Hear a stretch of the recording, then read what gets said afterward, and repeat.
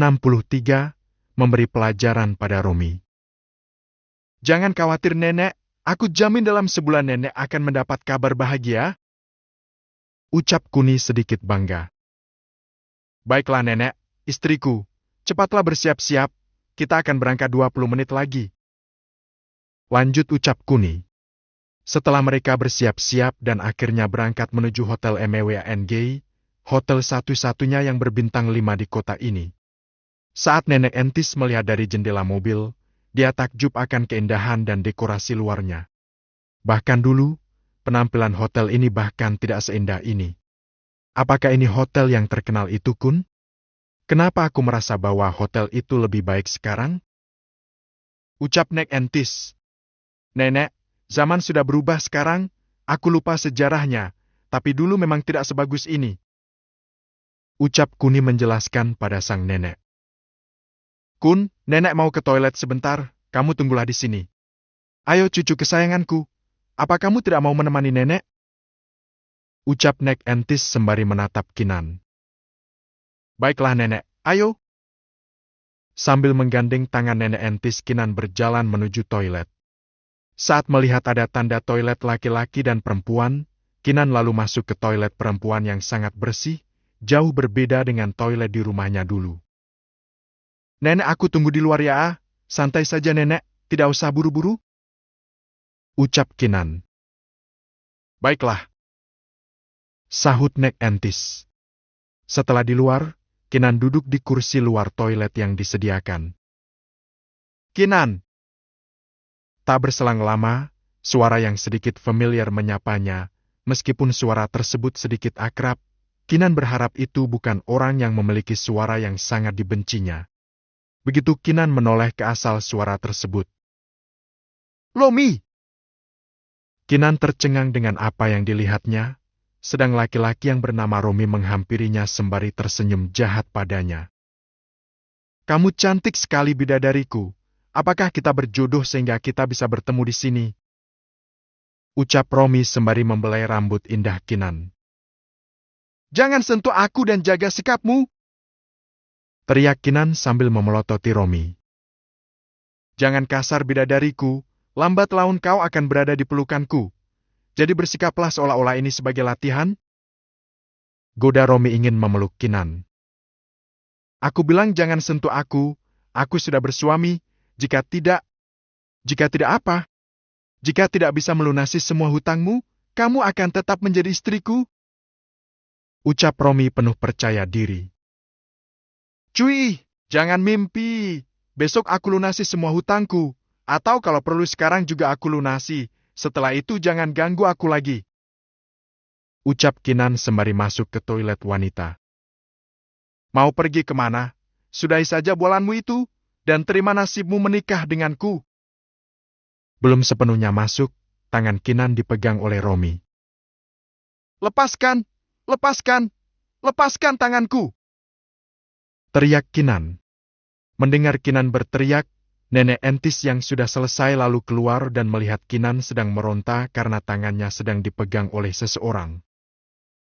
Dasar anak muda kurang ajar, lepaskan tangan cucuku. Kalau tidak cucuku yang lain akan memukulmu. Teriak nenek Entis. Hai nenek bawel, jangan ikut campur, atau nanti nenek jatuh dan mati. Hahaha. Dengan kurang ajarnya Romi menyumpahi nenek Entis. Mendengar perkataan Romi, nenek Entis sedikit naik pitam dan memegang handphonenya untuk menelpon Kuni. Belum sempat dia menelpon. Kamu lepaskan tangan istriku, atau kau akan jadi orang cacat. Ancam Kuni dengan nada yang datar. Siapa kamu ikut campur? Dan istri siapa? Apa kamu tidak salah orang, ha? Teriak Romi arogan di hadapan Kuni. Sedetik kemudian terdengar tamparan yang sangat keras. Plaak. Romi terpental sampai membentur tembok dengan keras.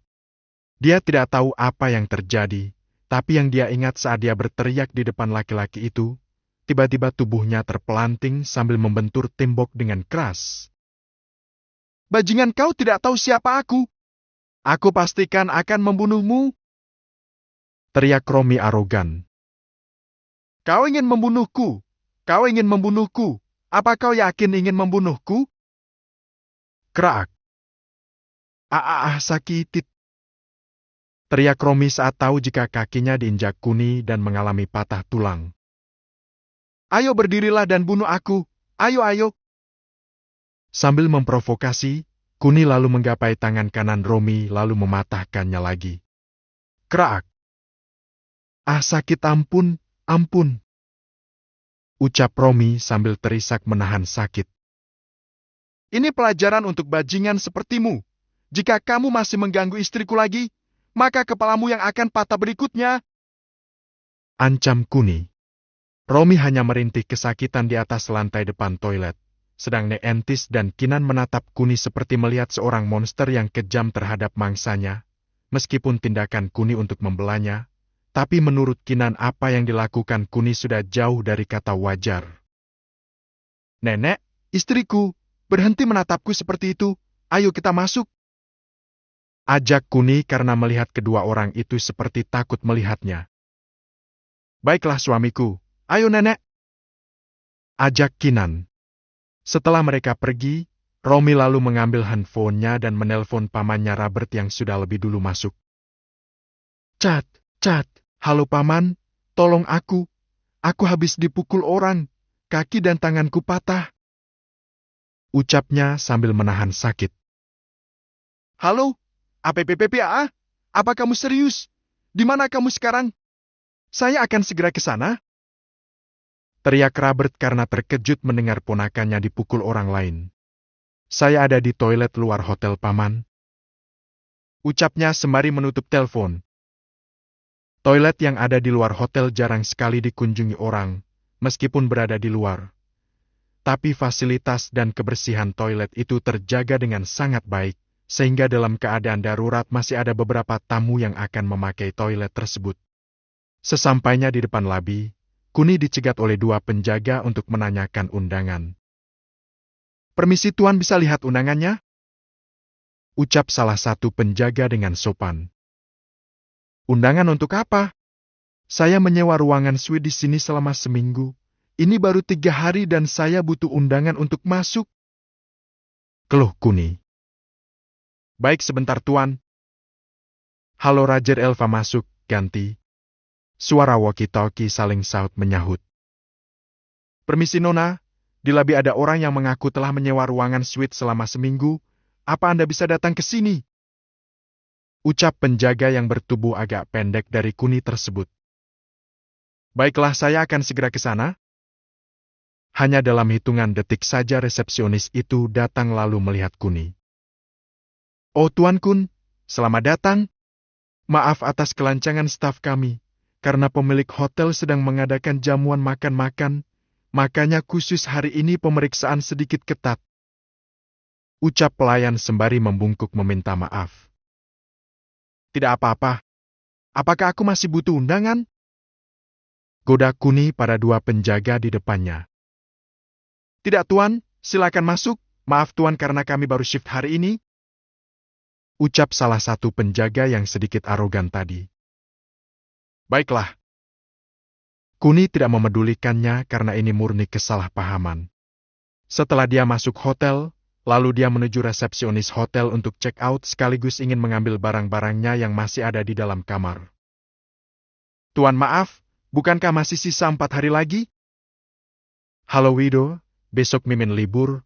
Pusing kepala gara-gara acara Agustusan dan lomba anak-anak sehingga tidak bisa fokus lagi, akibatnya bab 62 dan 63 ketuker lagi. Memberi pelajaran Romi dan Robert. Saat Robert berteriak dengan keras karena terkejut, dia sedang berada di dekat Rudy dan juga Eric. Ada apa Dekan Robert? Apa ada yang mengganggumu akhir-akhir ini? Ucap Rudy bertanya pada Robert. Meskipun Robert seorang dekan, tapi statusnya masih di bawah Rudy. Sejujurnya universitas tempat Kinan kuliah adalah milik Rudy. Jadi Rudy tidak harus sopan jika berbicara dengan Robert.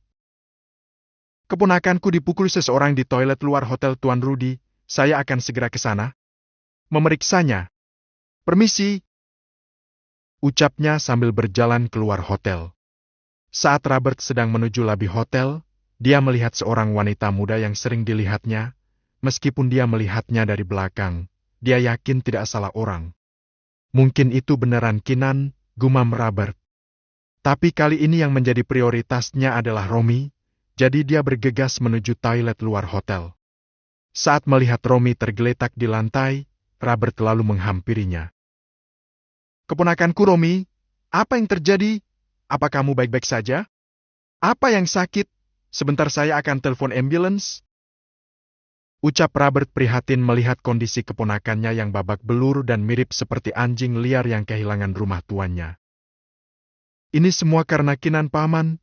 Saya tadi bertemu Kinan di sini dan saat saya ingin berbicara baik-baik dengan Kinan, lalu tiba-tiba datang seorang laki-laki yang mengaku sebagai suaminya dan menghajarku seperti ini.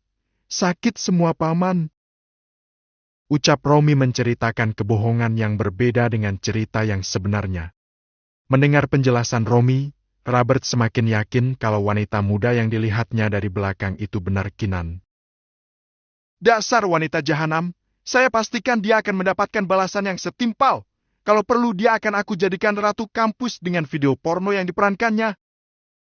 Ucap Robert menahan amarah yang memuncak. 10 menit kemudian, sebuah ambulans datang dan Romy masuk ke dalamnya. "Kamu jangan khawatir Romy, saya akan membalaskan dendamu pada wanita licik itu. Maaf Paman tidak bisa ikut menemanimu, karena Paman ingin menghajar wanita licik itu." Ucap Robert dengan wajah mesumnya.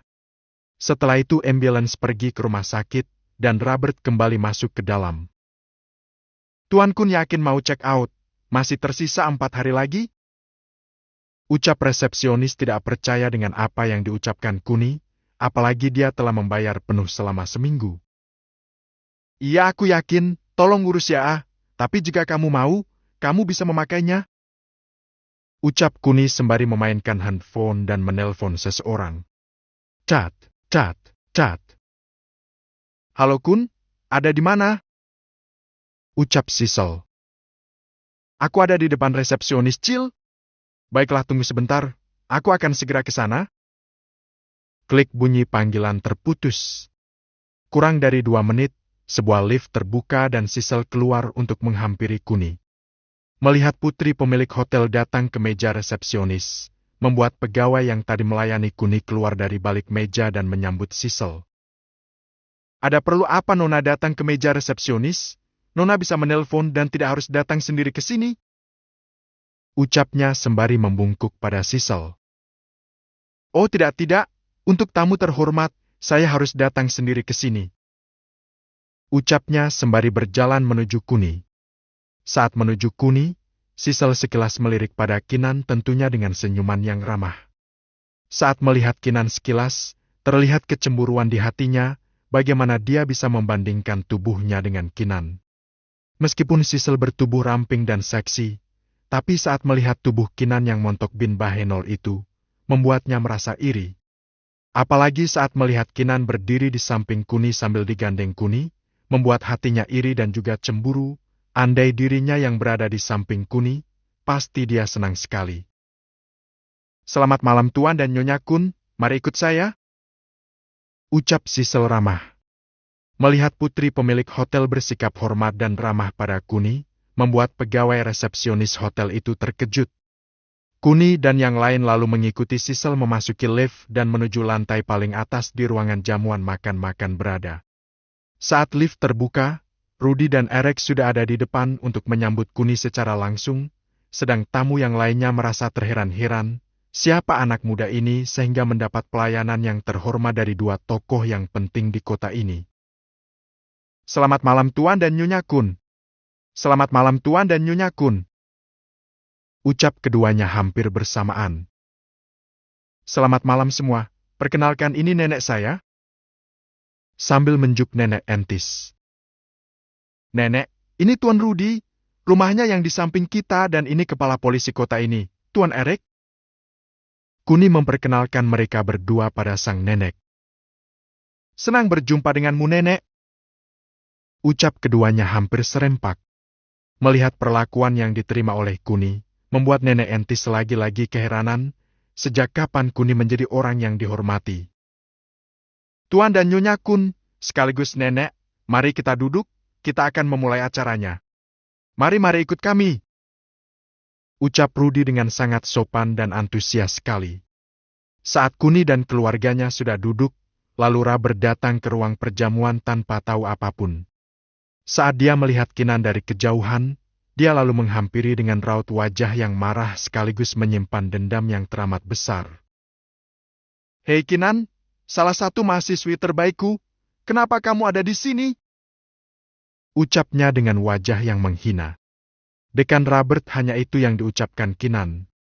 Saat Kinan bertemu Romi di toilet luar hotel, Kinan pasti tahu kalau dekannya juga ada di sekitar hotel, makanya saat Robert menyapanya, dia tidak terkejut karena sudah menduganya sebelumnya. Kinan, bukankah kamu cuma mahasiswi biasa? Lalu kenapa kamu ada di sini? Apa kamu tidak tahu jika ini adalah acara yang diselenggarakan oleh pria nomor 1 di kota ini?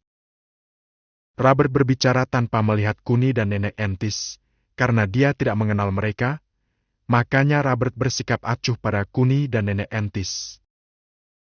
Pak Robert, bisakah Anda diam dan tidak mengganggu saya? Ucap Kinan datar karena dia tidak mau berurusan dengan dekan brengsek hari ini. Mendengar permintaan Kinan, membuat Robert murka dan sudah tidak bisa lagi menahan amarah yang ditahannya sedari tadi. Dasar wanita jalang! Apa yang kamu Plaak, brak. Belum sempat dia melanjutkan kata-katanya, terdengar suara tamparan dan Robert terlempar mengenai meja makan di belakangnya. Sekali lagi kamu menghina istriku. Aku pastikan kamu akan cacat seumur hidupmu. Ancam Kuni, sejak memiliki ilmu yang diwariskan oleh kakek buyutnya, Kuni menjadi orang terkuat di zaman ini, bahkan peluru tidak bisa menembusnya karena dia memiliki kesenjangan yang menyelimuti tubuhnya. Selama tubuhnya tidak membahayakan nyawanya, maka tubuhnya bisa disentuh, tapi saat tubuhnya dalam bahaya, maka tubuhnya tidak akan mudah disentuh, bahkan oleh peluru pistol sekalipun. Meskipun belum terbukti, tapi melihat dari teori yang dijelaskan Guru Wiro, maka besar kemungkinan seperti itu.